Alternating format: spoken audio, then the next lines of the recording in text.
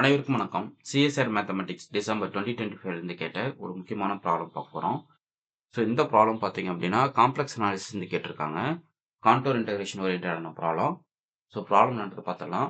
Gamma r of t equal to 2 + i + r times e power 2πi into t where t belongs to closed interval 0,1 and r equal to 1,2. Then which of the following statement is true? The contour integral with respect to gamma 1 in tan z dz பார்த்தீங்கன்னா 2πi கொடுத்துருக்காங்க.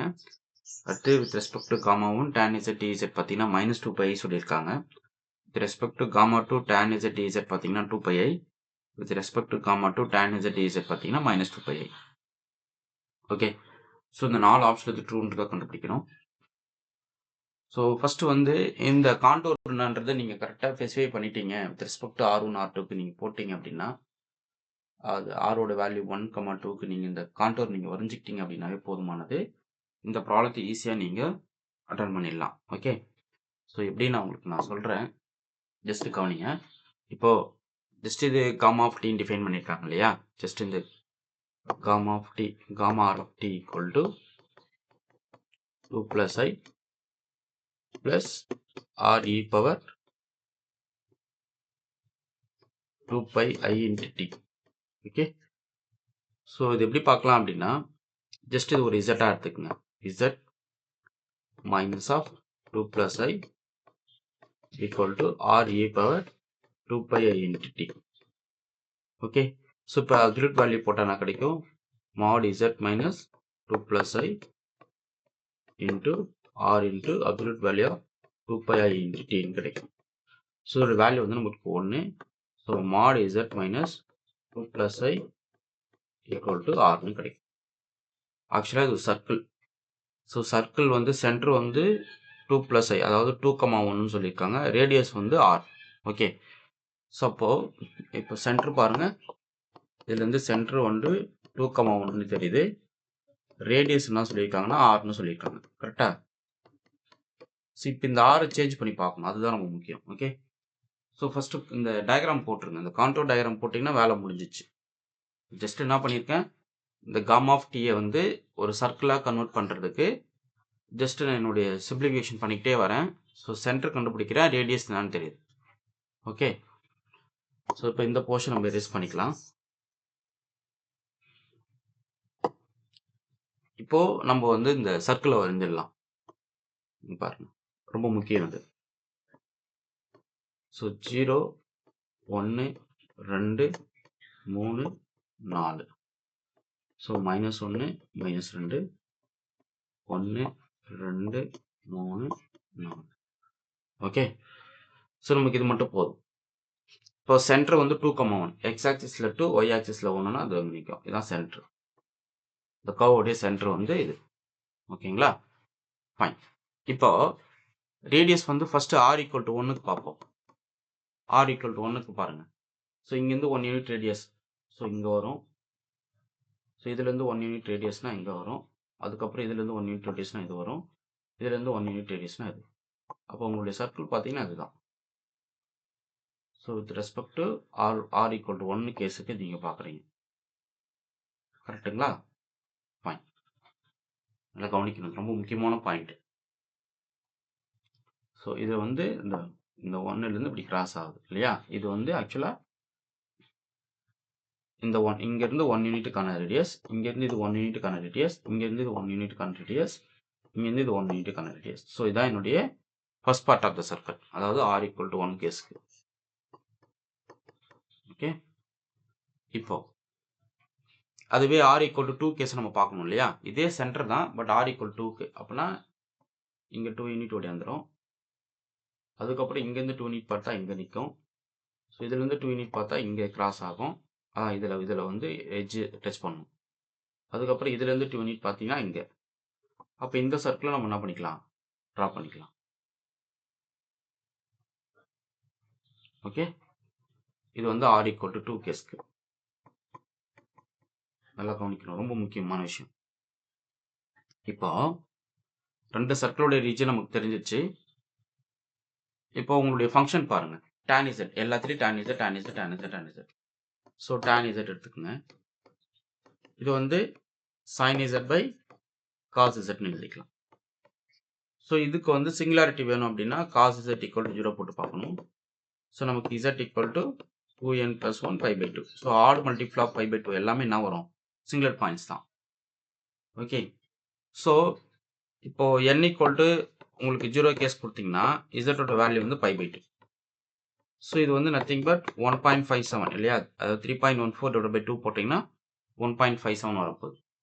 So 1.57ன்றது r equal to 1 ரீஜனுக்குள்ளே இருக்குமா இல்லை r equal to 2 ரீஜனுக்குள்ளே இருக்குமான்னு நீங்கள் check பண்ணணும். So இதுக்குள்ளே வராது. ஏன்னா 1.57ன்றது இங்கே இருக்கும். ஸோ இந்த சர்க்கிள்குள்ளே வராது, சர்க்கிளுக்கு வெளியில் அவுட்டர் ரீஜனாக தான் இருக்கும் இல்லைங்களா? ஸோ அப்போ வித் ரெஸ்பெக்ட் டு R1க்கு பார்த்தீங்க அப்படின்னா 1.57 அதாவது 5/2 வேல்யூ வந்து lies out side. With respect to R1 இந்த பாயிண்ட் பார்த்தீங்கன்னா 5/2ன்றது ஃபர்ஸ்ட் சர்க்கிளுக்கு லைஸ் அவுட் சைடு இங்கே நிற்குது. ஓகே. பட் R2க்கு பார்த்தீங்கன்னா லைஸ் இன்சைடு. நல்லா கவனிக்கணும். அப்போ ஸோ z equal to 5/2ன்றது lies outside of circle of radius என்னது? Circle of radius r equal to 1 and centre வந்து 1,2 சரி 2,1 கரெக்டுங்களா? அப்போ இது வந்து அனாலிட்டிக் ஆகிடுது. இந்த ஃபங்க்ஷன் வந்து இந்த கவுல சர்க்கிள் ஆஃப் ரேடியஸ் 1 யூனிட்டுக்கும் சென்டர் 2,1க்கும் பார்த்தீங்க அப்படின்னா tan z வந்து அனாலிட்டிக். ஏன்னா இதனுடைய சிங்குலர் பாயிண்ட்ஸ் வந்து lies outside of the circle. அப்போ நமக்கு என்ன தெரியுது? அனாலிட்டிக்ன்றதால ஸோ இன்டெக்ரல் வேல்யூ நமக்கு என்ன கிடைக்கும் சொல்லுங்க? 0 தான் வரும். ஸோ ஒரு analytic function simple closed contour எடுத்துக்கிட்டீங்க அப்படின்னா ஸோ அது இன்டீரியர் அண்ட் அவுட்டர் ரீஜன் அனாலிட்டிக்காக இருக்குன்னா இன்டெக்ரல் வேல்யூ என்னது? 0 போய் காட்சி தீரும். அப்போது இன்டெக்ரல் ஓவர் காமா 1 அதாவது r equal to 1க்கு tan z into dz value நமக்கு என்னது? 0. கரெக்டா? அப்போது காமா 1 இது ஃபால்ஸ். ஏன்னா 2π இது -2π இது ரெண்டுமே வராது. ஓகே. நெக்ஸ்ட் இப்போ காமா 2ல பார்த்தீங்க அப்படின்னா இந்த π/2 வந்து லைஸ் இன்சைடு. கரெக்டுங்களா?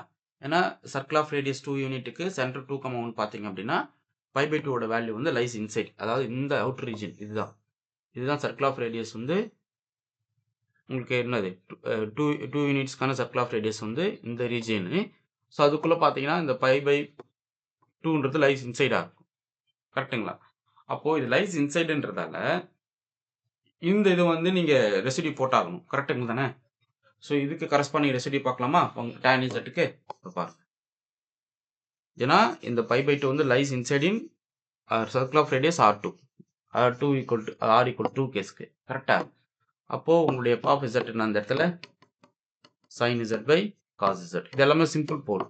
ஸோ சிம்பிள் போல்னால் நீங்கள் என்ன பண்ணிக்கலாம்? அதாவது pi of z divided by some h of z இருக்கு அப்படின்னா ஸோ உங்களுக்கு ரெசிடியூ கண்டுபிடிக்கணும்னா pi of z divided by h dash of z naught போட்டிங்கன்னா போதும் at point z நாட்.